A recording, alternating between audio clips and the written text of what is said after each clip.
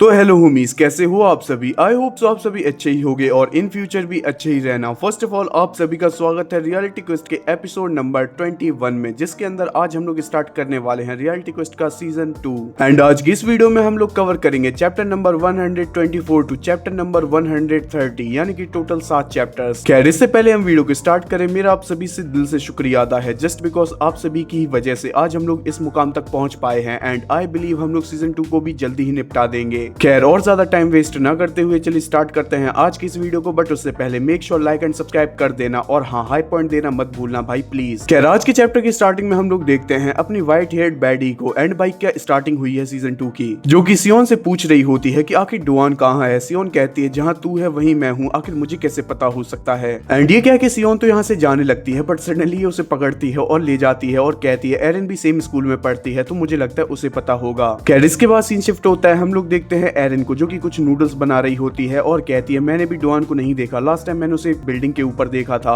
And एरन इन्हें बताती है कि वो काफी टाइम से स्कूल भी नहीं आ रहा है। ये व्हाइट हेड बैडी कहती है लगता है वो टर्की फिर से लड़कियों के पीछे चला गया है। एंड तभी इन बैडीज को इनके पीछे से आवाज आती है, जहाँ पर ये देखती है कुछ नमूने खड़े हुए होते हैं और यहाँ पर लाइन मारने आए होते हैं। बट सडनली जैसे ही सियोन को देखते हैं इनकी फट जाती है। हालांकि ये लोग तो यहाँ से चले जाते हैं, बट सडनली सियोन को याद आता है कि डुआन भी ऐसा कुछ कह रहा था कि उसे कोई काम करना है और कहीं तो जाना है। एंड तभी हमें पास्ट का सीन दिखाया जाता है, जब सियोन बाइक राइडिंग कर रही होती है तब डुआन उसके पास आया था और उसे सब कुछ बता दिया था कि वो कुछ टाइम के लिए कहीं जाने वाला है और उसके बिहाफ पे वो सबको बता दे कि कोई उसकी चिंता ना करे, क्योंकि वो जहाँ भी है पूरी तरीके से सेफ है। सीन शिफ्ट होता है, हम आते हैं प्रेजेंट मूवमेंट पे, जहाँ पर हम देखते हैं एरन डुआन को कॉल लगा रही होती है, बट कोई भी रिस्पॉन्स नहीं आया होता। तभी सियोन कहती है चिंता करने की बात नहीं है, वो मुझे बता के गया है। बट सोचने वाली बात यह है कि आखिर वो गया कहाँ। एंड इसी सब के दौरान हमें डुआन के घर का एक छोटा सा कैमियो दिखाया जाता है एंड हम देखते हैं उसकी और उसके फादर की फोटो को। यहाँ से सीन शिफ्ट होता है, हम लोग देखते हैं जुमिनल प्रिजन का सीन, जहाँ पर एक गार्ड के तोते उड़ चुके होते हैं, क्योंकि वो अपने सामने देखता है एक बंदा टोफू बेचता हुआ उसकी तरफ आ रहा है, एक ट्रॉली और एक घंटी लेके। एंड ये और कोई नहीं बल्कि अपना लेजेंड चोई सियोंजी होता है। और ये बंदा आने के साथ ही बोलता है स्टीम फ्रेश टोफू किसे चाहिए, बुरा मत मानना बट मैं आपको 10% डिस्काउंट भी दे सकता हूँ। एंड तभी हम देखते हैं साइड में मिस किम भी खड़ी हुई होती है, जो कि कहते हैं सर आप ऐसा काम करके हमारी रेपुटेशन खराब कर रहे हैं। मुझे लगता नहीं है कि ओल्ड रिप्रेजेंटेटिव अब तक रिलीज किए गए हैं, उन्हें कुछ टाइम तो लगने ही वाला है, ये तो एक्सपेक्टेड ही था। सच बताऊं मिस किम, मुझे खुद भी यकीन नहीं हो रहा है कि आखिर इस तरह के क्रिमिनल्स को रिलीज कैसे कर सकते हैं। ऑफ कोर्स ऐसा तो होना ही था, क्योंकि वो जैसे ही बाहर आएंगे वो लिटरली तमाशा खड़ा करने वाले हैं। एंड तभी अपनी मिस किम बात पूरी करते हुए कहती हैं खैर उसे फर्क नहीं पड़ता, हमारे लिए तो पॉजिटिव ही होने वाला है, जस्ट बिकॉज ये ट्विटर एयरलाइंस के अगेंस्ट हमारा एक बहुत बड़ा वेपन बन सकते हैं। बट तभी साइड में खड़ा हुआ चोई सियोंजी कहता है हाँ तुम कह तो सही रही हो, लेकिन तभी तक जब तक ये लोग बेनिफिशियल है। मिस किम क्या तुम्हें पता है लोगों को टोफू क्यों खिलाया जाता है? जस्ट बिकॉज टोफू इस चीज का सिंबल होता है कि जो भी बाहर आने वाला है वो उसके अंदर की सारी बुराई खत्म कर देगा।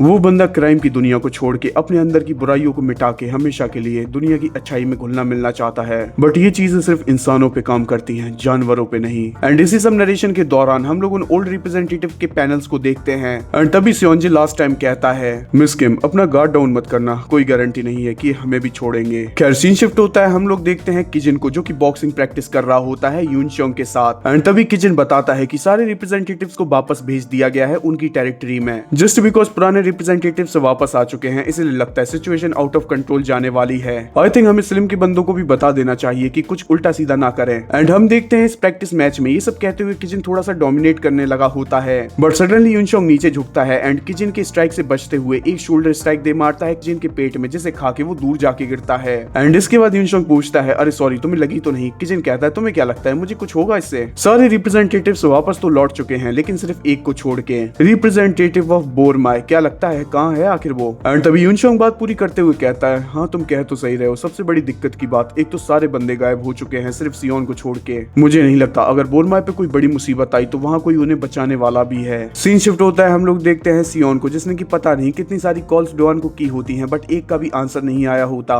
खैर सीन शिफ्ट होता है, हम लोग फाइनली डुआन को देखते हैं जो कि टावर ऑफ चैलेंज के सामने खड़ा हुआ होता है। टावर के गेट खुल चुके होते हैं एंड डुआन को बेस्ट ऑफ लक बोलते हुए ये बंद भी हो चुके होते हैं। डुआन चारों तरफ देखता है और कहता है शुक्र है मेरे पास ये है। एंड हम देखते हैं डुआन ने फाइनली वो कैंडल ऑन कर ली होती है। एंड जैसे ही डुआन ने अपनी कैंडल ऑन की, हम देखते हैं यहाँ पर सारी की सारी कैंडलें अपने आप जलने लगी होती हैं। एंड डुआन चारों तरफ नजर घुमा के देखता है और कहता है ओह तो ये है टावर ऑफ चैलेंज। एंड तभी आवाज आती है चैलेंजर तुम्हारा स्वागत है, सच में हम तुम्हारे साहस की दाद देते हैं, लेकिन इसके साथ एक और बात है, टावर टावर ऑफ चैलेंज को पूरा करने के लिए तुम्हारे रास्ते में भतेड़ों मुश्किलें आएंगी और कुछ तो ऐसी होंगी जो कि तुम्हें लगभग मौत के पास तक पहुंचा सकती हैं। लेकिन हर सिक्के के दो पहलू होते हैं। उसी तरीके से अगर तुम टॉप ऑफ द टावर पहुंच जाते हो तो वहां एक ऐसा रिवॉर्ड तुम्हारा इंतजार कर रहा है जो कि तुम्हारी जिंदगी बदल देगा। एंड इसी के साथ यहाँ पर एक गेट भी खुल चुका होता है जो कि टावर के टॉप पे जाता है। एंड टावर कहता है मैं तुम्हें बेस्ट ऑफ लक कहूंगा, तुम टावर को चढ़ सको, सॉरी तुम टावर को कॉन्करर कर सको। एंड इसके बाद डुआन के सामने वही सारी सिस्टम विंडोज आती है कि अगर टॉप पे पहुंच गए तो तुम्हारी बल्ले बल्ले, वरना तुम्हारा हाल भी मोदी गवर्नमेंट जैसा होने वाला है। एंड इससे पहले डुआन आगे जा पाए हम लोग देखते हैं कैंडल की फ्लेम थोड़ी और ज्यादा तेज हो चुकी होती है।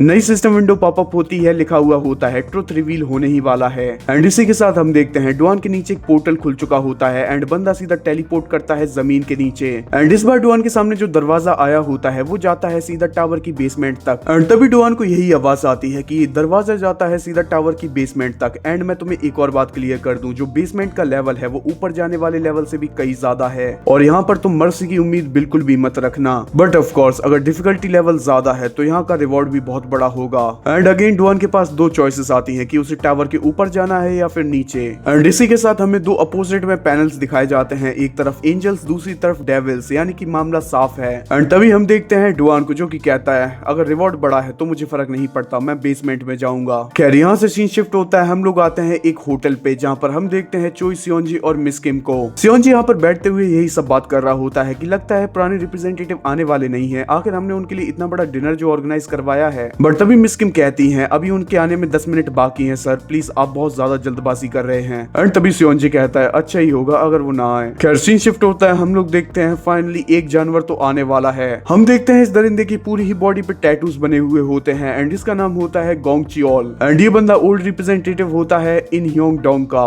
एंड तभी हम देखते हैं ये अपनी जगह पे रुक जाता है और कहता है अरे सामने ये कौन आ गया। एंड तभी हम देखते हैं सामने वाला बंदा कहते हुए आता है ना ना ना ना, मैं तो सिर्फ बाथरूम गया था, तू ऐसा थोड़ी मत समझ कि मैं तेरा इंतजार कर रहा हूँ। एंड इस बंदे का कोई नाम नहीं होता, तुम लोग अपनी स्क्रीन पे देख सकते हो, इसके नाम के आगे 3 एक्स लगे हुए हैं, तो मैं इसे एक्स तो नहीं बस एच कहने वाला हूँ। तो ये बंदा होता है ट्रिपल एच एंड ये होता है हैंग योंग डोंग का old representative. So finally reality Quest का कॉलअप WWE के साथ भी हो चुका है। खैर इसके बाद ये दोनों ही बंदे एक दूसरे के आमने सामने आते हैं, बट अनएक्सपेक्टेडली ये दोनों में से एक भी एक दूसरे के ऊपर अटैक नहीं करते बल्कि साइड से निकल जाते हैं। बट ऑफ कोर्स ये शांति ज्यादा देर की नहीं होती क्योंकि पीछे जाते ही हम देखते हैं ट्रिपल एच ने अटैक कर दिया होता है गोंग चियोल के ऊपर। अटैक का इम्पैक्ट इतना ज्यादा होता है कि लिटरली यहाँ की दीवारें जमीन सब कुछ कांप चुकी होती है। ये दरिंदा अपना मास्क उतारता है और भाई इसकी शक्ल देखो। बट सडनली भाई साहब नोटिस करते हैं कि इनका अटैक मिस हो चुका है एंड तभी साइड से एक पंच आता है जो कि इसका मुंह फोड़ देता है। एंड गोंग चियोल इसे जमीन पे चिपकाते हुए कहता है सच में तेरे अंदर मैनर्स तो है ही नहीं, आखिर हम लोग इतने दिनों बाद मिल रहे हैं और तू लिटरली मुझ पे चढ़ ही बैठा।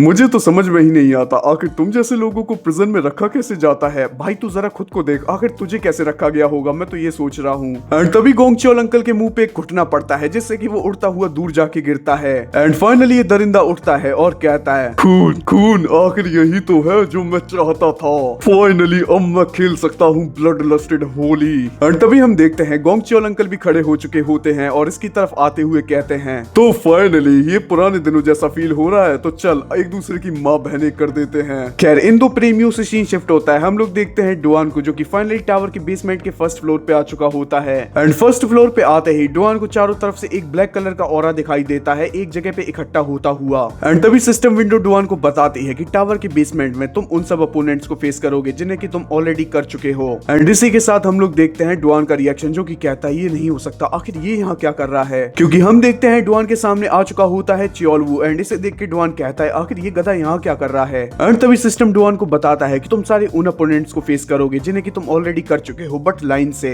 लेकिन ऐसा मत समझो कि यहाँ पर इन्हें हराना बहुत ज्यादा आसान होगा जस्ट बिकॉज ये सारे के सारे अपोनेंट्स फाइट करने वाले हैं अपने मैक्सिमम पोटेंशियल पे, यानी कि ऑटो बैटल मोड पे। अगर मैं तुम्हें सिंपल शब्दों में समझाऊं तो यहाँ पे सिस्टम ये कहना चाहता है जिस तरह से डुआन ऑटो बैटल मोड में जाके एकदम अलग ही लेवल का फाइटर बन जाता है, सेम इनके लिए अप्लाई होता है। इट मींस जब ये लोग लास्ट टाइम डुआन से भिड़े थे तब अपने 100% पोटेंशियल पे तो फाइट नहीं कर पाए थे ह्यूमन लिमिटेशंस की वजह से, but just because auto battle mode की वजह से अब ये सब अपने 100% पे जा सकते हैं। एंड तभी डुआन कहता है चिंता मत करो, इन सब नमूनों को तो मैं संभाल लूंगा जस्ट बिकॉज मुझे अच्छा खासा एक्सपीरियंस है। बट सडनली चारों तरफ रेड कलर की सिस्टम विंडोज पॉपअप होती हैं, रेड कलर की चेन्स आती हैं और सारी स्किल्स लॉक कर दी जाती हैं। एंड सिस्टम बताता है कि तुम्हें टावर के बेसमेंट तक तो पहुंचना है लेकिन तुम एक भी स्किल का यूज नहीं कर सकते, सिर्फ अपनी खुद की काबिलियत। एंड तभी डुआन कहता है क्या ये सब तुम तुमने लेवल बढ़ाने के लिए किया है? बट डुआन अपने मन में सोच रहा होता है कोई फर्क नहीं पड़ता, मेरे स्टैट्स तो बिल्कुल उसी तरीके से हैं। हम देखते हैं डुआन चियोलवू के ऊपर अटैक करता है, बट सडनली चियोलवू उसे डिफ्लेक्ट कर देता है और डुआन को गिरा देता है। एंड इसके बाद चियोलवू डुआन का सर पकड़ के अपना सिग्नेचर मूव यूज करता है, उसका सर जमीन पे पटक के। एंड तभी डुआन कहता है ये लगता है थोड़ा तो मुश्किल होने वाला है, मुझे नहीं लगता ये कोई हार्ड मोड है, ये तो हेल मोड कहलाना चाहिए। खैर सीन शिफ्ट होता है, हम लोग अगेन आते हैं होटल में, जहाँ पर हम देखते हैं एक प्यारी सी फैमिली आई होती है अपनी दादी का बर्थडे सेलिब्रेट करने के लिए। एंड इससे पहले दादी जी अपनी कैंडल बुझा पाए, हम देखते हैं यहाँ पर एक बड़ा सा धमाका होता है और दो दरिंदे गेट तोड़ते हुए अंदर घुसते हैं। फाइनली अब हम लोग ऐसी पार्टी कर सकते हैं जिसमें कि एक दूसरे के खून से नहाया जा सके। एंड तभी हम देखते हैं गोंग चियोल एक पंच मार के ट्रिपल एच को दूसरे रूम में फेंकता है और कहता है हमने आपका फैमिली टाइम खराब किया, इसके लिए हमें माफ कर दीजिए, लेकिन मेरे दोस्त को मैनर्स नहीं है, सो प्लीज क्या कुछ टाइम के लिए आप हमारे साथ कोऑपरेट कर सकते हैं?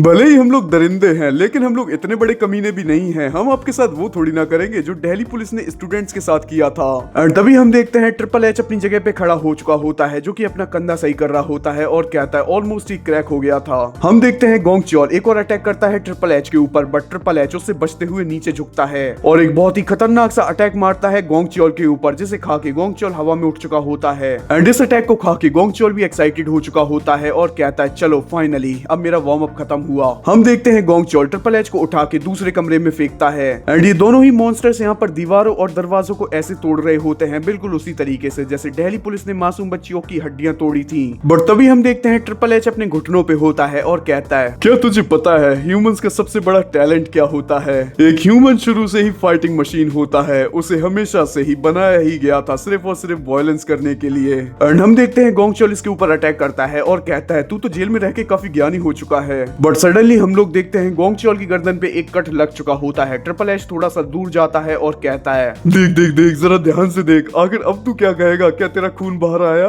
एंड हम देखते हैं ये सब देख के गोंग चियोल कहता है लातों के भूत बातों से तो नहीं मानने वाले। एंड हम देखते हैं गोंग चियोल अपनी साइड में खड़ी हुई वेट्रेस की प्लेट से एक गर्म चलता हुआ कोयला उठा लेता है एंड उसे अपने घाव पे लगाते हुए कहता है वाह सच में क्या दवा है। एंड भाई कसम से आगे की तो तुम छोड़ ही दो, यही सब देख के मेरी तो फट के हाथ में आ चुकी है, आखिर ये करने क्या वाले हैं आगे। एंड सबसे बड़ी बात आखिर पुलिस ने इन्हें रोका कैसे होगा, क्योंकि अगर बात करें इंडियन पुलिस की उन्हें तो सिर्फ गवर्नमेंट की चाटनी आती है और बच्चों पे लाठियां बजाना। हाँ वैसे बात भी सही है, आखिर अपने नगाड़े जैसे पेट को लेके आखिर वो कर भी क्या सकते हैं। खैर अगर स्टोरी पे वापस आए तो हम लोग देखते हैं चोई सियोंजी को कुछ सुनाई दे चुका होता है, वो कहता है एक सेकंड तुमने आवाज नहीं सुनी?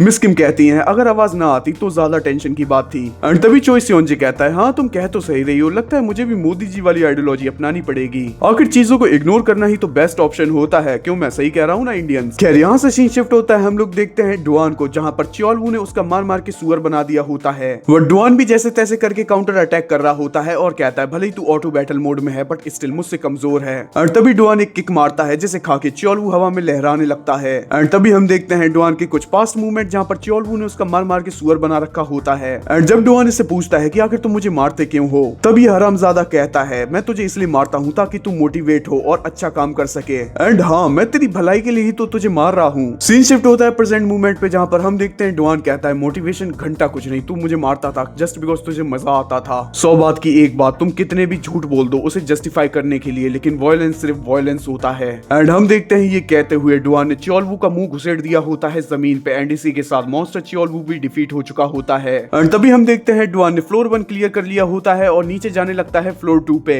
सीन शिफ्ट होता है, हम लोग आते हैं होटल पे, जहाँ पर हम देखते हैं होटल के दरवाजे टूट चुके होते हैं फिर से, क्योंकि हम देखते हैं ये दोनों ही बीस्ट फाइट करते हुए आ चुके होते हैं यहाँ गार्डन एरिया में। एंड इस बार तो गोंग चियोल ने ऑलमोस्ट पूरा एक मशीन ही उठा के दे मारी। एंड इसके बाद गोंग चियोल भागता हुआ आता है ट्रिपल एच की तरफ एंड ट्रिपल एच भी भागता हुआ जाता है गोंग चियोल की तरफ। एंड इससे पहले दोनों ही मॉन्स्टर्स आपस में टकराए, यहाँ पर बीच में अचानक से चोई सियोंजे प्रकट हो जाता है। एंड चोई सियोंजे कहता है चलो अब बस करो, क्या तुमने जेल में फाइट नहीं कर पाई? एंड हम देखते हैं सियोंजे रेडी होता है इन दोनों ही के अटैक्स को रोकने के लिए, बट इन दोनों ही नमूनों ने एक दूसरे की जगह सियोंजे के मुंह पे मुक्के बजा दिए होते हैं। एंड सियोंजे यहाँ पर बस एक ही चीज कहता है भाई मैं तो लड़ाई रुकवाने आया था। खैर सीन शिफ्ट होता है, हम लोग देखते हैं सियोंजे को, जो कि कहता है सच में काफी अच्छी खासी चोट लग गई, मिस किम कहती है आपको बीच में जाना ही नहीं चाहिए था सर। एंड इसके बाद हम देखते हैं इन दो भाड़ुओं को जो कि पेल पेल के खाना खा रहे होते हैं। एंड इसके बाद गोंग चियोल भाई साहब कहते हैं तू जैसे ही यहाँ पे आया वैसे ही उठा के खाना खाने लगा, सच में तेरे मैनर्स तो लगता है पूरी तरीके से खत्म हो चुके हैं। एंड इसके बाद ट्रिपल एच कहता है कोई और भी आ रहा है क्या?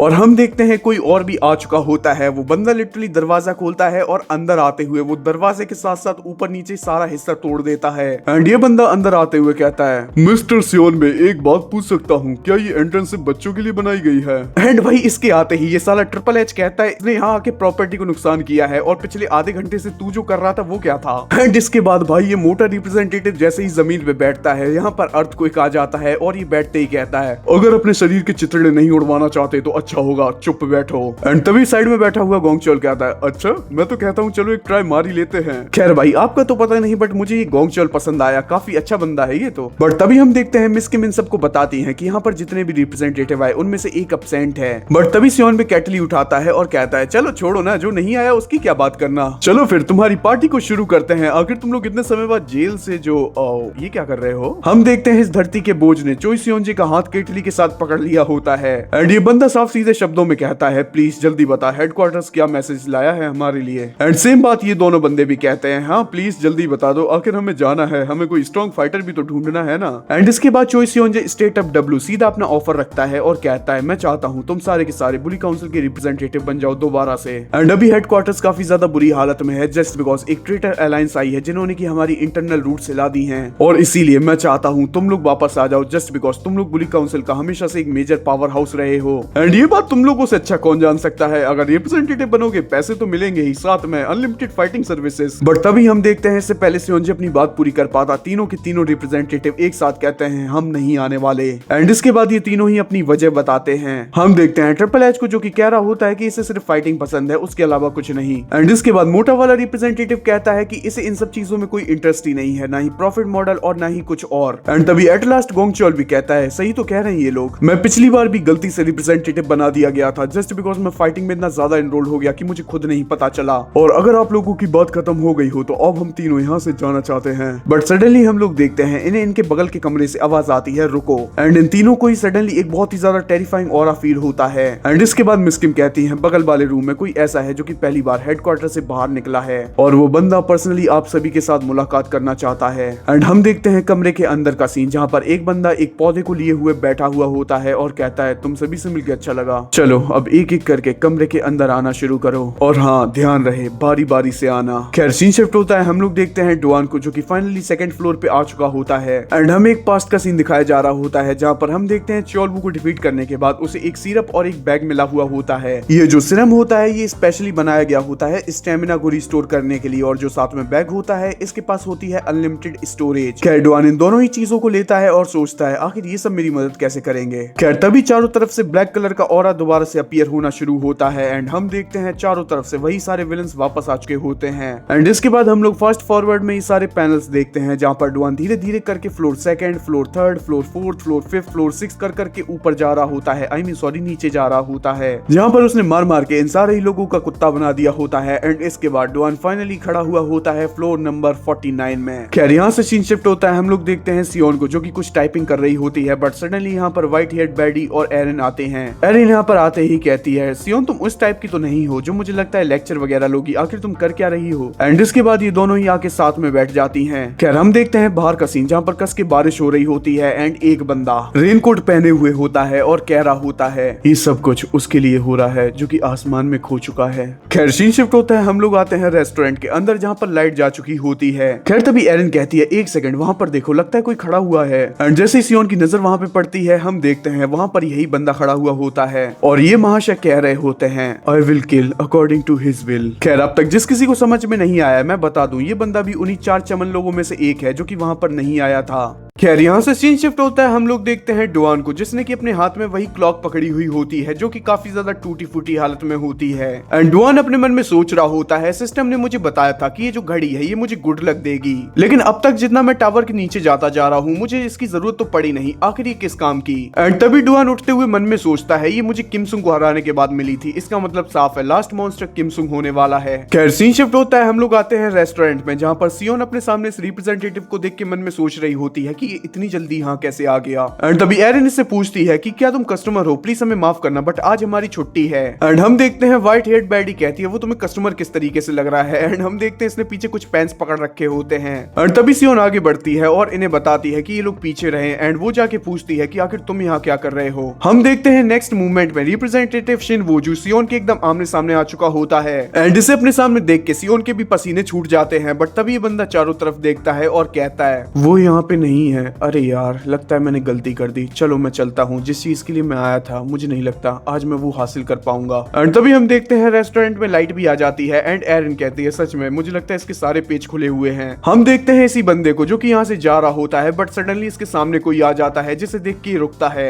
एंड इसका रुकना बनता भी था क्योंकि सामने खुद ऑरा फार्मर यूनशोंग हान खड़ा होता है जो कि इससे स्ट्रेट अप पूछता है कि आखिर तू मीटिंग में क्यों नहीं आया। एंड ये बंदा भी पागल होने का पूरा प्रमाण देते हुए कहता है बुरा मत मानना यूनशोंग हान, लेकिन मैं सिर्फ उसके ऑर्डर्स को फॉलो करता हूँ। खैर यूनशोंग क्या तुम मुझे बता सकते हो आखिर तुम्हें पता कैसे चला कि मैं यहाँ पे हूँ? सच बताओ क्या तुम मरना चाहते हो? एंड हम देखते हैं ये कहते हुए बंदा यूनशोंग के एकदम सामने आ चुका होता है। मतलब भाई की स्पीड तो नेक्स्ट लेवल है। एंड तभी ये बात पूरी करते हुए कहता है मैं जानता हूँ तुमने स्लिम के बंदों को मेरे पीछे लगा रखा था, लेकिन यूनशोंग एक बात पूछनी थी। क्या तुझे लगता है मैं इन नए रिप्रेजेंटेटिव्स की तरह हूँ जो कि पता नहीं कर पाएगा कि इन पे नजर रखी जा रही है? मैं सच बताता हूँ बहुत ज्यादा निराशाजनक बात होगी। मैं तुझे मारना नहीं चाहता, लेकिन अगर तूने दोबारा ऐसी हरकत करने की कोशिश की तो जरा अपने राइट साइड देख। एंड जैसे यूनशोंग राइट साइड देखता है हम देखते हैं यूनशोंग का रिएक्शन, क्योंकि वो देखता है उसके बंदे पिटे पड़े हैं। एंड इस दरिंदे ने उन्हें मार मार के लिटरली पाइप के अंदर घुसेड़ दिया। एंड ये कह के शिन वोजू यहाँ से जाने लगता है। तभी यूनशोंग पीछे पलटता है और कहता है शिन वोजू तेरे लिए एक अच्छी खबर है। एंड ये बंदा कहता है मेरा सुनने का मूड नहीं है। बट यूनशोंग इसे कहता है ये कैसी खबर है जिसे सुन के ऑफ कोर्स तुझे बहुत अच्छा लगेगा, ना सिर्फ तुझे बल्कि सारे ओल्ड रिप्रेजेंटेटिव्स को। सीन शिफ्ट होता है, हम लोग देखते हैं डुआन को जो कि फाइनली अपने सेकंड लास्ट फ्लोर पे आ चुका होता है। एंड अपने मन में सोच रहा होता है तो वेल अब मेरे अपोनेंट्स होने वाले हैं वो 5 रिप्रेजेंटेटिव। एंड तभी हम देखते हैं डुआन के सामने इनगैंग कैंग आ चुका होता है जो कि ऑटो बैटल मोड में होता है।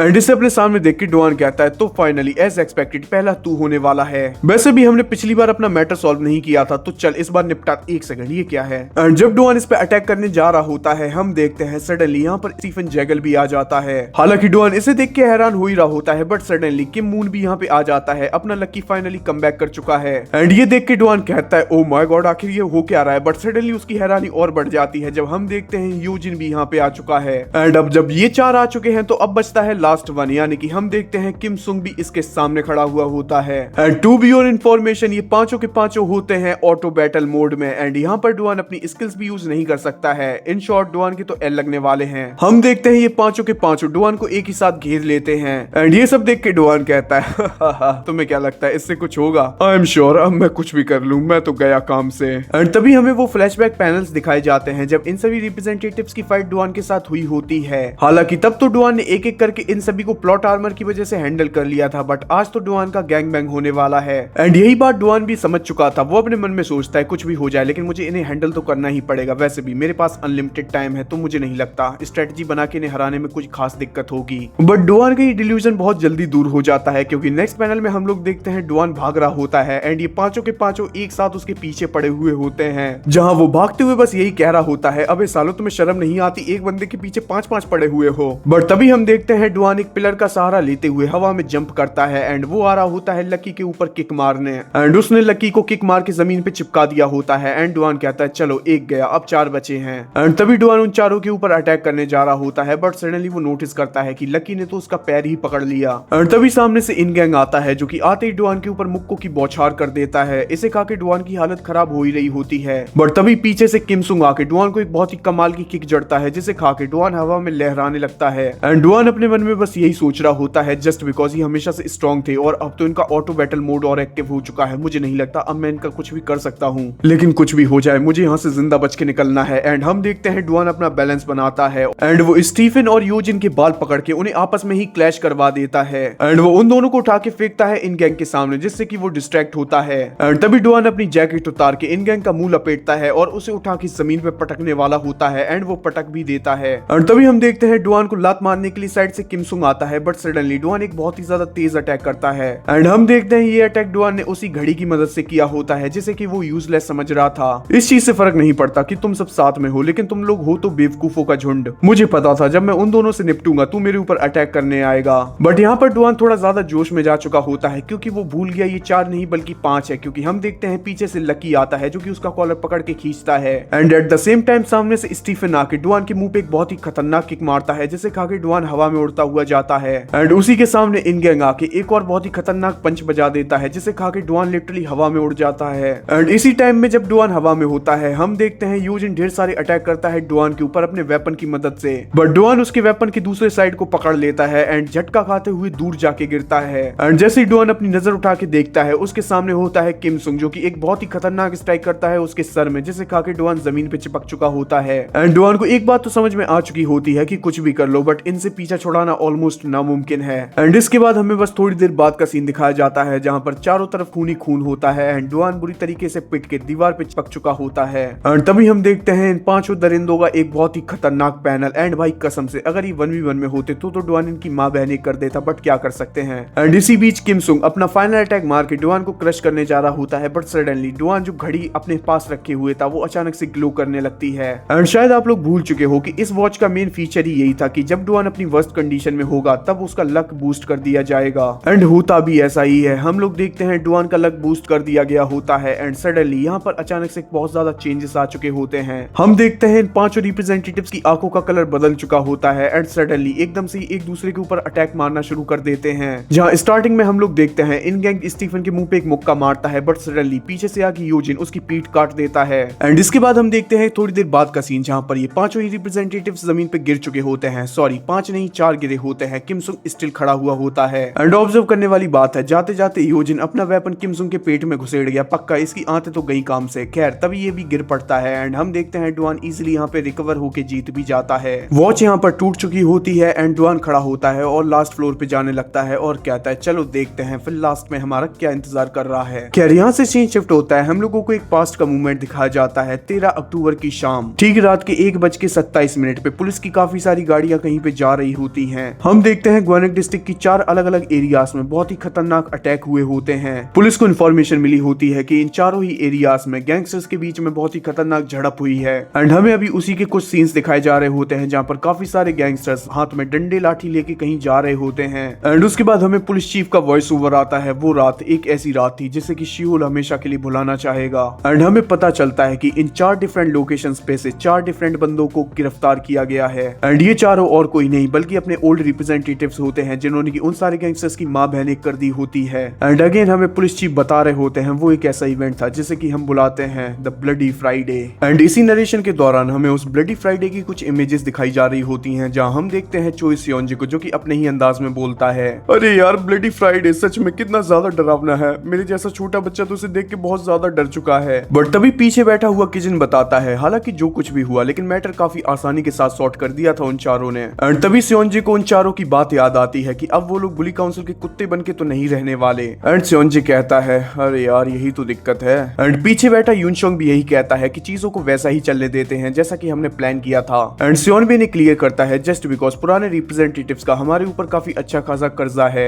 ओनली वंस बुली काउंसिल रेडी हो चुकी है उनकी कंडीशंस पे चलने के लिए। लेकिन एक चीज जो कि मैं श्योरिटी के साथ कह सकता हूँ, ओल्ड रिप्रेजेंटेटिव्स का कमबैक सच में पूरे ग्वानिक के एल लगाने वाला है। आई थिंक अब वो टाइम आ चुका है जब हम लोग बैट कर सकते हैं कि कोई तो निपटने वाला है। सिंपली मींस लगता है एक और ब्लडी प्रॉब्लम आने वाली है। एंड तभी सीन शिफ्ट होता है, हम लोग आते हैं डुआन को जो कि अपने 50th फ्लोर की एंट्री के बाहर खड़ा हुआ होता है। एंड जब डुआन उस दरवाजे को पुश करता है हम लोग देखते हैं दरवाजा खुलता नहीं क्योंकि डुआन को लग रहा होता है जस्ट बिकॉज अब तो उसने अपना टास्क कंप्लीट कर लिया है। बट सडनली पीछे से वही खोपड़ी आती है जो कि डुआन को बताना शुरू करती है चैलेंजर अभी तुम्हारा टास्क पूरा नहीं हुआ। दरअसल जो बंदा इस दरवाजे के पीछे बैठा हुआ है वो है तुम्हारा फाइनल चैलेंज। खैर यहाँ से सीन शिफ्ट होता है, हम लोग देखते हैं सियोन को बहुत ही कमाल के ड्रेसअप में। एंड सियोन के साथ यहाँ पर अपनी व्हाइट हेयर बैडी भी होती है जो कि रो रही होती है। दरअसल ये दोनों ही रो रही होती हैं जस्ट बिकॉज ये प्याज छील रही होती हैं। एंड तभी यहाँ पर एंट्री होती है एरिन की जिसने कि अपने एक हाथ में ऑक्टोपस पकड़ा होता है। सियोन इसे देखते ही कहती है उसे मेरे से दूर रख। खैर हम देखते हैं थोड़ी देर बाद का सीन जहाँ पर सियोन इनसे पूछ रही होती है तुम दोनों के पास कोई काम धंधा नहीं है, जब देखो तब मुंह उठा के आ जाती हो। एंड हम देखते हैं व्हाइट हेयर बैडी कहती है हाँ हमारे पास कोई काम नहीं है और ना ही हमारे पास कोई दूसरा दोस्त है। एंड तभी हम देखते हैं एरिन को जो कि अपने बैग से मिसिंग पोस्टर निकालती है, वो भी डुआन के।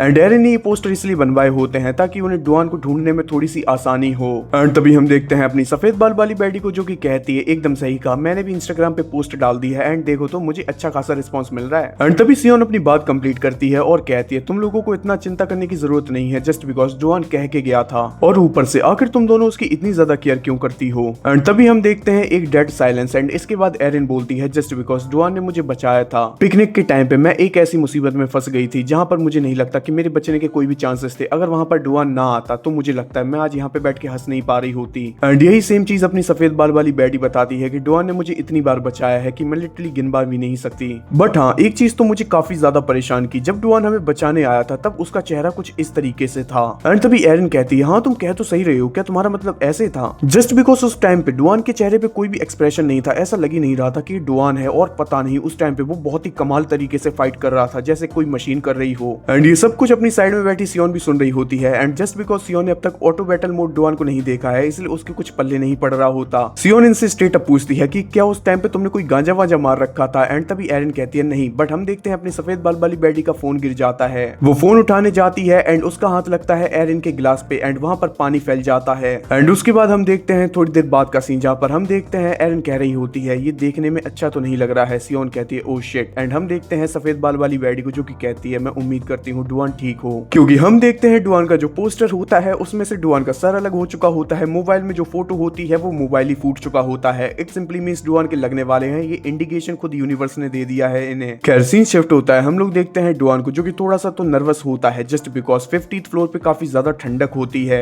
वो अपने मन में सोच रहा होता है कि आखिर यहाँ पे ऐसा कौन होने वाला है जिससे कि मुझे फाइट करनी पड़ेगी, और पता नहीं मुझे अजीब सी वाइब्स आ रही हैं, बहुत खतरनाक डरावना सा ऑरा फील हो रहा है चारों तरफ से। और तभी हम देखते हैं डुआन के पैरों के पास आके एक छोटा सा पत्थर गिरता है। डुआन सोचता है आखिर ये पत्थर यहाँ कैसे आया। और तभी हम देखते हैं इस टावर का जो डेविल होता है, सिंपली कहे नरेटर, वो वापस आता है और कहता है मिस्टर डुआन मैं एक बात तुम्हें बताना भूल गया था। तुम्हें याद है जब मैंने आखिरी बार कहा था कि ये तुम्हारे लिए बहुत ज्यादा खतरनाक चैलेंज होगा अगर तुम टावर के बॉटम में जाते हो, क्योंकि वहाँ के जो थ्रेट्स हैं वो बहुत ज्यादा डेडली होने वाले हैं। एंड वो लाइन मैंने प्रीवियस चैलेंजर्स के लिए नहीं कही थी, बल्कि मैंने सिर्फ इस बंदे के लिए कही थी, क्योंकि तुम्हें पता होना चाहिए जो इस फ्लोर को प्रोटेक्ट कर रहा है वो ये है। एंड तभी हम देखते हैं डुआन का रिएक्शन, जो कि कहता है अब ये क्या है भाई, ये चीज आखिर सेंस कैसे बना रही है, मेरा लास्ट अपोनेंट खुद मैं हूँ। और तभी हम देखते हैं डुआन के फाइनल चैलेंजर को, जो कि और कोई नहीं बल्कि खुद डुआन का ऑटो बैटल वर्जन होता है। एंड अभी ये बंदा सारी मूर्तियां तोड़ चुका होता है एंड उनके ऊपर एक पहाड़ बना के बैठा हुआ होता है। सिस्टम विंडो पॉपअप हो चुकी होती है, डेविल इज अराइव। खैर इसी बीच हम देखते हैं ऑटो बैटल मोड डुआन खड़ा हो चुका होता है एंड डुआन स्टिल सोच रहा होता है कि आखिर ये हो क्या रहा है। एंड इससे पहले अपना डुआन और कुछ सोच समझ पाता, हम देखते हैं एबीएमडी डुआन पे हमला कर देता है। और हाँ मैं पहले ही बता दूं, जस्ट बिकॉज इन दोनों ही बंदों का नाम लेने में कोई कंफ्यूजन ना हो, इसलिए मैं ऑटो बैटल मोड डुआन को एबीएमडी बोलने वाला हूँ।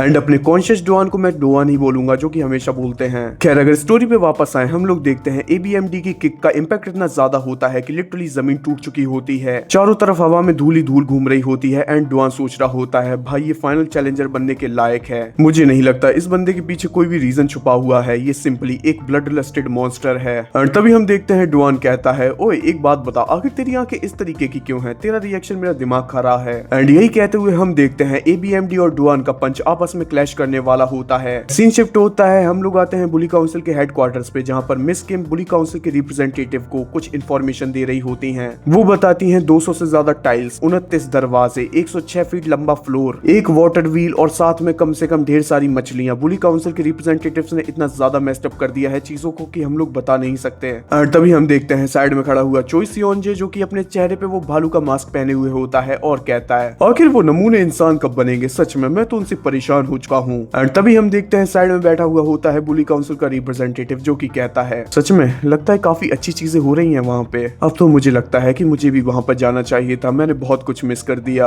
और तभी सियोन भी अपना मास्क उतारता है और कहता है ऑफ कोर्स तुझे जाना चाहिए था भाई, तू तो पीछे बैठा रहता है, कहीं भी कुछ भी पंगा हो हमें आगे कर देता है हमारी तोड़वाने के लिए। खैर तभी रिप्रेजेंटेटिव कहता है चिंता मत करो यार, मैं नहीं जा पाया इसलिए तो मैंने उसे भेजा था अपनी जगह, मेरा एक सीक्रेट एजेंट, क्यों मैं सही कह रहा हूँ ना? तो उन लोगों को मॉनिटर करके आखिर तुम्हें कैसा लगा सुंगियों? और तभी हम देखते हैं टोपी वाले बंदे को, जो कि जिसकी पता नहीं क्यों बिना बात पे फटे ही जा रही है। ये कांपते हुए बोलता है वायलेंस, उन्हें सिर्फ वायलेंस चाहिए, वो सब एक मॉन्स्टर दरिंदे हैं और उससे ज्यादा कुछ नहीं। एंड यही बात मिस किम भी रिपीट करती हैं, वो कहते हैं आज के हमारे जो बुली काउंसिल के रिप्रेजेंटेटिव हैं वो बहुत ज्यादा शांतिपूर्वक तरीके से अपना जीवन यापन कर रहे हैं। मुझे लगता है पुराने रिप्रेजेंटेटिव का कमबैक सच में बहुत ज्यादा खलबली मचाने वाला है। एंड ये बात आपसे अच्छी तरह कौन जान सकता है कि अगर वो लोग आपस में भिड़ते हैं तो बुली काउंसिल का रेवेन्यू मॉडल कोलैप्स भी कर सकता है, और इससे भी बड़ी बात इतना बड़ा बखेड़ा खड़ा हो जाएगा कि मुझे नहीं लगता हम लोग उसे आसानी से हैंडल कर पाएंगे। तो इस बारे में तुम क्या कहते हो मिस्टर रिप्रेजेंटेटिव, तुम्हें नहीं लगता कि अब तुम्हें फ्रंट लाइंस में आना चाहिए? अबे यार, क्योंकि मैं नहीं चाहता हमारा ग्वानिक डिस्ट्रिक्ट एक कब्रिस्तान बन जाए जहां पर एक रिप्रेजेंटेटिव दूसरे की जान ले और पूरी तरफ वायलेंस फैल चुका हो। एंड ये बात खुद चोई सियोनजे ने बोली होती है, इसीलिए प्रेसिडेंट अपना चश्मा उतारते हुए कहते हैं, हाँ आखिर तुम कह तो सही रहे हो सियोनबे, और यही वो रीजन है कि अब उन लोगों को आपस में एक दूसरे को तो मारना ही पड़ेगा। एंड तभी हमें रिप्रेजेंटेटिव की एक छोटी सी झलक दिखाई जाती है and I can surely bat भाई ये बंदा सबसे हरामी निकलने वाला है। खैर यहाँ से सीन शिफ्ट होता है, हम लोग आते हैं डुआन पे, जो कि कह रहा होता है ये बिल्कुल मेरी तरह है और एट द सेम टाइम इसमें मेरे जैसा कुछ भी नहीं है। एंड इसी सब नरेशन के दौरान हम देखते हैं पहले तो डुआन लगातार ऑटो बैटल मोड डुआन पे बहुत ज्यादा अटैक करता है, बट सडनली एबीएम डुआन भी काउंटर अटैक करना शुरू करता है, जहाँ डुआन के पंचेस तो एबीएमडी पे लैंड भी नहीं कर पा रहे होते, बट जब एबीएमडी मारना शुरू करता है वो डुआन के धागे खोल के रख देता है। With in a seconds Duan इतना ज्यादा पिट चुका होता है कि उसे खुद यकीन नहीं आ रहा होता कि आखिर मैं किस चीज के अगेंस्ट फाइट कर रहा हूँ। हम देखते हैं एबीएमडी के सामने एक पत्थर आ चुका होता है जिसे पार करने के लिए वो हवा में जंप करता है एंड इतना टाइम काफी था। हम देखते हैं डुआन एक बहुत ही खतरनाक किक बजाता है एबीएमडी के मुंह पे, बट इतनी खतरनाक किक को खाने के बाद भी एबीएमडी के चेहरे पे कोई भी रिएक्शन नहीं होता। वो देखता है सीधा डुआन की तरफ एंड डुआन अपने मन में सोच रहा होता है सच में इसमें कोई भी झूठ नहीं है, ये एक परफेक्ट वर्जन है, ये एक परफेक्ट वर्जन है मेरा। क्योंकि नेक्स्ट मूवमेंट हम देखते हैं वही सेम किक एबीएमडी ने अपने डुआन के ऊपर बजा दी होती है। हालांकि डुआन ने इसे ब्लॉक तो किया होता है बट फोर्स इतना ज्यादा होता है वो उड़ता हुआ दूर जाके गिरता है। डुआन अपनी टूटी फूटी हालत में खड़ा होने का ट्राई करता है और सोच रहा होता है आखिर इस तरह की चीज एग्जिस्ट कैसे कर सकती है, बट इससे पहले और कुछ हो पाता। हम देखते हैं एबीएमडी डुआन के पास आता है और गला पकड़ के उसे हवा में उठा देता है। और तभी हम देखते हैं इस टावर के डेविल को जो कि पीछे से आके कहता है क्या हुआ चैलेंजर, क्या तुम डर तो नहीं गए? खैर यहाँ से सीन शिफ्ट होता है, हम लोग देखते हैं चोई सियोनजे को जो कि एक बिल्डिंग के ऊपर बैठा हुआ होता है एंड वो अपने मन में सोच रहा होता है पुरानी बातें, जहाँ प्रेसिडेंट ने उसे साफ सीधे शब्दों में कह दिया होता है कि ओल्ड रिप्रेजेंटेटिव को हम लोग कैटफिश यानी कि चारे की तरह यूज करने वाले हैं। हालांकि सियोनजी ये बात समझ चुका होता है कि आखिर वो क्या कहने का ट्राई कर रहा है, बट वी नो सियोनजी किस तरह का बंदा है, वो स्टिल पूछ ही लेता है। एंड तभी प्रेसिडेंट कहता है सियोनबे जरा उधर देख, अगर शांति भरी मछलियों के पॉन्ड में हम लोग एक कैटफिश यानी कि एक शिकारी मछली को ला के छोड़ दें तो एक दो मछलियों को तो वो बहुत ही आसानी के साथ मार देगी, बट बची हुई जो है वो सतर्क हो जाती हैं। एंड जस्ट बिकॉज बची हुई मछलियों को अब पता चल चुका होता है कि अगर जान बचानी है तो अब उन्हें संघर्ष तो करना ही होगा, इसीलिए वो किसी का भी चारा आसानी से तो नहीं बनने वाली। एंड तभी हम देखते हैं सियोनबे को जो कि कहता है ओके मैं समझ गया, तू पुराने रिप्रेजेंटेटिव्स का यूज करेगा जस्ट बिकॉज तू नए रिप्रेजेंटेटिव्स के अंदर खौफ पैदा कर पाए कि अगर उन्हें बच के रहना है तो उन्हें एक्टिव होना ही पड़ेगा,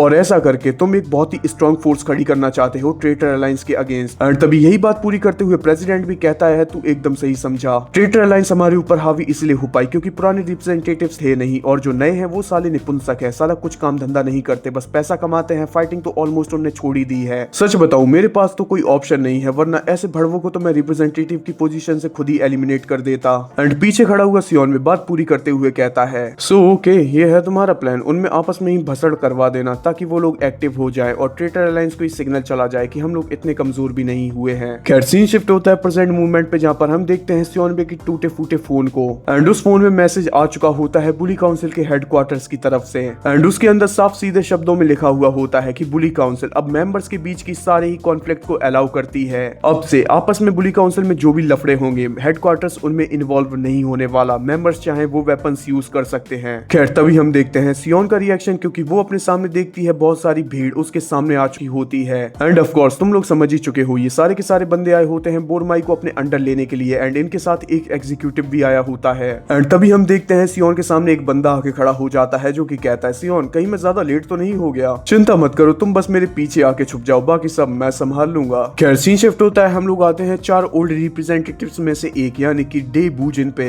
जैसे कि जस्ट अभी इन्फॉर्मेशन मिली होती है कि बोरमाईडोंग पूरी तरीके से खाली है, ना वहाँ पे रिप्रेजेंटेटिव है ना पर वहाँ पर कोई अभी फोर्स मौजूद है। और ये सुन के डे बूजिन कहता है मुझे क्यों बता रहे हो, मैं वैसे भी वहाँ नहीं जाने वाला था, ऑफ कोर्स मैं उस एरिया में जाऊंगा जहाँ पर खतरा सबसे ज्यादा हो। खैर सीन शिफ्ट होता है, हम लोग आते हैं बोरमाई पे जहाँ पर हम देखते हैं सियोन के सामने खड़ा होता है कैंग एंड सियोन कैंग अपनी जैकेट उतारते हुए कहता है फाइनली एक लंबे लंबे इंतजार के बाद मैं वापस आ चुका हूँ। बोरमाई का ग्रेनाइट वापस आ चुका है। एंड पीछे खड़ी हुई सियोन कहती है मैं तो तुम्हें ऑलमोस्ट भूल ही चुकी थी कि तुम भी हमारे साथ हो। कैंग सियोन पीछे पलट के देखता है और कहता है अरे यार ये किस तरह का वेलकम है। खैर तभी हम देखते हैं नमूनों को जो कि अपने मन में सोच रहे होते हैं हमें तो इन्फॉर्मेशन मिली थी कि सिर्फ एक लड़की यहाँ पर है, फिर ये बंदा कौन है। एंड भाई कसम से ये सुन के मेरा दिमाग खराब हो गया। भाई लिटरली एक लड़की को मारने के लिए लोग कितने सारे लोग आए हैं और पता नहीं क्या क्या वेपन्स भी लाए हैं अपने साथ। क्या इनका इरादा गैंग बैंग करने का था। खैर तभी इनमें से एक बंदा कहता है चिंता मत करो, सामने जो खड़ा है ये बोरमाई का वीकेस्ट बंदा है। एंड तभी कैंग अपनी जैकेट कंप्लीटली उतार चुका होता है एंड कहता है अच्छा बोरमाई का सबसे कमजोर बंदा, चलो आओ देख लेते हैं आखिर कमजोर कौन है यहाँ पर। एंड ये कहते हुए हम देखते हैं कैंग के ऊपर काफी सारे बंदे झपट पड़े होते हैं, बट कैंग ने एक भी अटैक सियोन के नहीं लगने दिया, क्योंकि हम देखते हैं कैंग ने अपने ऊपर डंडे, रॉड्स, इवन हॉकी स्टिक सब कुछ अपने ऊपर खाया एंड बंदा टच से मस नहीं हुआ। एंड तभी हमें कैंग के मन में उसके फ्लैशबैक दिखाए जा रहे होते हैं जहां पर वो यही बता रहा होता है कि किस तरह से वो बोरमाई में सबसे कमजोर मेंबर था एंड वो कभी भी काम नहीं आ पाता था। सीन शिफ्ट होता है, हम लोग देखते हैं सियोन कैंग को जो कि अपने सामने वाले बंदे से कहता है मास्टर प्लीज मुझे एक्सेप्ट कर लीजिए अपने डिसाइपल के रूप में। एंड सामने वाला बंदा कैंग के शरीर पे जो टैटूस होते हैं उन्हें देख के कहता है तू तो बस एक स्ट्रीट ठग है, मुझे ऐसा कोई बंदा नहीं चाहिए जिससे कि मैं अपना डिसाइपल बनाऊं। बट हम देखते हैं कैंग अपना सारा ईगो साइड में रख के उस बंदे के सामने बो डाउन करता है और पसीने से तरबदर होके कहता है प्लीज प्लीज मैं आपसे रिक्वेस्ट करता हूँ सर, मुझे स्ट्रांग बनना है, मुझे किसी भी कंडीशन में उस लायक बनना है कि मैं अपने दोस्तों के साथ खड़ा हो सकूं, उनकी मदद कर सकूं। एंड इतना कहते ही हम देखते हैं कैंग का मास्टर उसे चारों तरफ से जकड़ लेता है एंड जैसे ही वो उसे छोड़ता है कैंग कहता है मैंने सोचा नहीं था तुम साले, तुम छिछोरे बुढ़े, तुम इतने ज्यादा हरामी निकलोगे। एंड तभी कैंग का मास्टर उसे बताता है क्या तूने कभी पावरफुल बॉडी का नाम सुना है। एंड ऑफ कोर्स इस ढक्कन ने उन सब चीजों का नाम नहीं सुना, ये साफ साफ पूछता है पावरफुल बॉडी से आपका मतलब वो बड़े बड़े बॉडी बिल्डर्स हैं क्या। एंड तभी कैंग का टीचर उसे कहता है अबे ढक्कन वो नहीं, दरअसल पावरफुल बॉडी का मतलब होता है वो लोग जो कि पैदा होने के साथ ही एक ऐसी बॉडी के साथ पैदा हुए हों जिसमें कि एक्सपोनेंशियल पोटेंशियल होता है ग्रोथ करने की,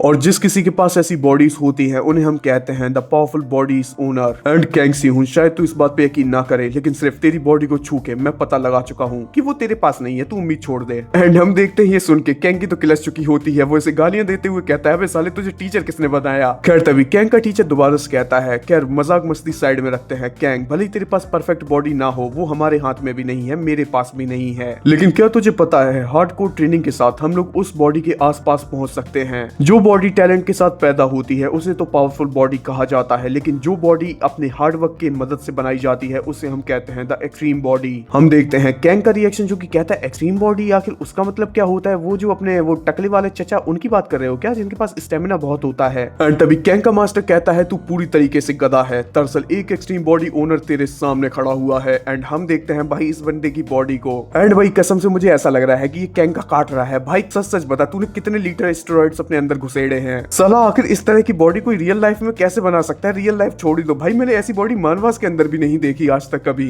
भाई कसम से बता रहा हूँ इसे देख के तो मुझे शिनगेन यामाज़ाकी बहुत ज्यादा कमजोर लगने लगा है। खैर तभी हमें कैंग के मास्टर के वो सारे एस्पेक्ट्स दिखाए जाते हैं कि बंदे ने अपने जीवन में क्या क्या उखाड़ा है। एंड भाई मैं लिस्ट आपके सामने लगा दूंगा क्योंकि अगर मैं इन्हें पढ़ने बैठ गया तो भाई ये वीडियो तो खत्म है। बट इन सारे एस्पेक्ट्स को देख के मैं सिंपल शब्दों में कह सकता हूँ कि मुझे लगता है कैंग का master is a big deal. खैर तभी हम देखते हैं कैंग का मास्टर एक लोहे का सिलेंडर उठाता है एंड उसे उठा के पानी के अंदर फेंक देता है। एंड वो कैंग को बताता है एक्सट्रीम बॉडी अचीव करने का पहला रूल ही ये है कि अपनी एंड्योरेंस को इतना ज्यादा मजबूत कर लो, तुम्हें इतना ज्यादा स्ट्रॉन्ग होना है कि कोई भी तुम्हें तोड़ ना सके, फर्क ना पड़े कि तुम्हारे ऊपर कितना हैवी अटैक किया जाए और कितनी बार किया जाए, तुम कभी क्रश ना हो। और वो चीज तुम अचीव कर सकते हो पानी के अंदर जाके, जस्ट बिकॉज तुम जितनी गहराई में जाओगे उतना ही ज्यादा प्रेशर तुम्हारी बॉडी पे पड़ेगा। एंड कैंग मेरी बात का यकीन मान, जो बंदा भी पानी के प्रेशर को सर्वाइव कर गया गहराई में जाके, उससे ज्यादा एंड्योरेंस मुझे नहीं लगता कोई और बंदा कैरी कर सकता है। क्योंकि हम देखते हैं इसी दौरान कैंग के मास्टर ने जो सिलेंडर पानी के अंदर फेंका होता है वो पूरी तरीके से क्रश हो चुका होता है। एंड इससे पहले कैंग का मास्टर अपनी बात खत्म कर पाता, हम देखते हैं अपना एक्साइटेड सियोन कैंग सीधा पानी के अंदर कूद जाता है without any oxygen cylinder. And तभी कैंग का टीचर कहता है सिर्फ यही रीजन है कि मुझे बच्चे पसंद नहीं है। एंड इसी के साथ सीन शिफ्ट होता है प्रेजेंट मूवमेंट पे, जहां पर हम देखते हैं हमारे बोरमाई के ग्रेनाइट ने सारे अटैक्स अपने ऊपर खा लिए। एंड भाई बंदे के अंदर से एक अजीब सा जोश निकल रहा होता है या फिर कहें और रिलीज हो रहा होता है। खैर लॉन्डो मैं अपना इंट्रोडक्शन कंप्लीटली देता हूँ, मैं हूँ कैंग सी हूँ जो कि पहले बोरमाई का ग्रेनाइट था, लेकिन अब मैं बन चुका हूँ डायमंड, सो अब तुम मुझे कह सकते हो बोरमाई का डायमंड। एंड नीचे हमें इंट्रो दिया जाता है कैंग सियोन वाइस रिप्रेजेंटेटिव जो कि मेजॉरिटी ऑफ द रिप्रेजेंटेटिव से ज्यादा स्ट्रॉन्ग बन चुका है। एंड तभी हमें कैंग की थोड़ी सी पावर की झलकियां दिखाई जाती हैं जहां पर कैंग लिटरली बंदों को उठा उठा के उन्हें पत्थरों की तरह फेंक रहा होता है। और इसी बीच काफी सारे बंदे एक साथ आते हैं कैंग को एक लोहे की मेटल बैट से पीटने के लिए। एंड जैसे ही हम देखते हैं वो सारे मेटल बैट्स कैंग के ऊपर पड़ते हैं, वो सारे के सारे बैट बैंड हो चुके होते हैं। एंड कैंग तो भाई उसे तो कुछ फर्क ही नहीं पड़ा, उसे तो जस्ट लाइक मच्छर काट के चला गया। एंड ये सब देख के आसपास खड़े हुए सारे ही लोंडों की फट जाती है, क्योंकि हम देखते हैं कैंग उन सभी बंदों को जकड़ लेता है किसी राक्षस की तरीके से एंड उन्हें क्रश करते हुए बोलता है, तुम लोग यहाँ पर अकेले आए हो, मैं उम्मीद करता था कि तुम लोग यहाँ पे अपने रिप्रेजेंटेटिव को भी लाए होगे। एंड जैसे ही कैंग उन बंदों को छोड़ता है, क्योंकि वो अपने सामने देखता है सामने से एक बाइक राइडर चिल्लाता हुआ आता है और उसके ऊपर अपनी बाइक मारने वाला होता है। बट हम देखते हैं कैंग तो लिटरली उस बंदे की बाइक पकड़ के उसे बाइक सहित हवा में उठा लेता है और कहता है, जब तक मैं सिहुन कैंग यहाँ पर मौजूद है बोरमाई में कोई भी एक कदम तक नहीं रख सकता, ये बात बता दो जाके अपने माई बाप लोगों को। एंड बाइक सहित उस बंदे को जमीन पे पटकते हुए कैंग बहुत ही तेज चिल्लाते हुए बोलता है, तुम लोगों ने सुन लिया ना, तो अब अपने एरिया में वापस जाओ और सबको ये बात चिल्ला चिल्ला के बताना।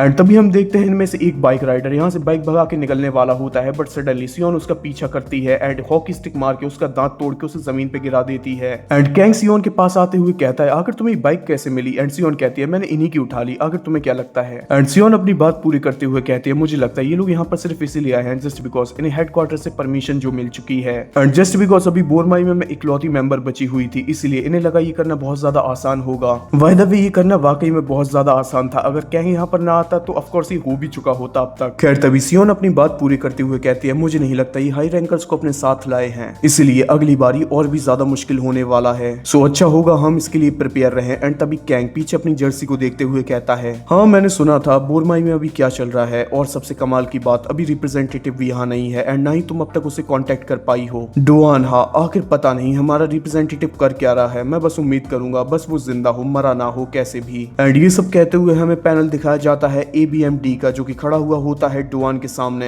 एंड भाई जो कंडीशन देख के लग रही है डुआन जमीन पे पड़ा हुआ है एंड चारों तरफ खून ही खून, इट मींस तो सिंपली लग रहा है कि ABMD ने काम बजा दिया है डुआन का। खैर इसी के साथ चैप्टर नंबर 132 खत्म होता है और एपिसोड नंबर 21 भी। अब आई नो मैंने वीडियो की स्टार्टिंग में कहा था कि मैं इस वीडियो में टोटल 7 चैप्टर कवर करूंगा, बट सरप्राइजिंगली मैंने इसमें 9 या 10 चैप्टर कवर कर दिए हैं, सो खुश रहो तुम लोग। एंड ऊपर से वीडियो को लंबा भी बनाना था, तो आई थिंक सो अभी एटलीस्ट 40 से 45 मिनट की तो बनी गई होगी, आई थिंक इंडिविजुअली सबसे लंबा एपिसोड। खैर अब इससे ज्यादा धमाकेदार और क्या ही स्टार्टिंग करते हम लोग सीजन 2 की। और हाँ नेक्स्ट वीडियो से अपन लोग वही 6 से 7 चैप्टर वाला रूटीन वापस से फॉलो करने लगेंगे एंड नेक्स्ट चैप्टर में ये आर्क भी कंप्लीट हो जाएगी। एंड इससे पहले हम लोग वीडियो छोड़ के जाएं, आप सभी से छोटी सी रिक्वेस्ट है, अगर वीडियो को यहाँ तक देखी है तो make sure like and subscribe कर देना और हाई पॉइंट जरूर देना भाई लोग प्लीज यार, रीच चैनल की रीच बहुत ज्यादा इंपॉर्टेंट होती है और तुम लोग देख ही सकते हो आखिर मैं कितनी मेहनत करता हूँ तुम्हारे लिए, सो प्लीज यार इतना सपोर्ट तो करो ही, वीडियो को शेयर कर दो, ऑडियंस बढ़वाओ थोड़ी सी। तो फिर इसी के साथ अब हम लोग मिलते हैं अपने अगले एपिसोड में, तब तक के लिए गुड बाय होमीज।